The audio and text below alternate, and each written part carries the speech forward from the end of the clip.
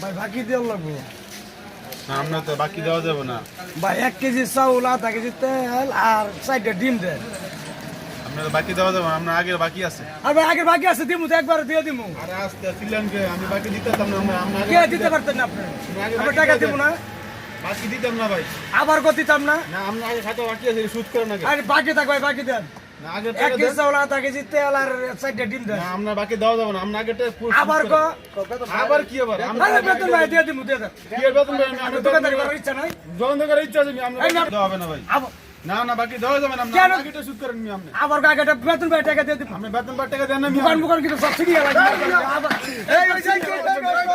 একবার সিরিয়াল একবার সিরিয়াল বাকি নাই দোকানদারি করার ইচ্ছা নাই। টাকা দেন।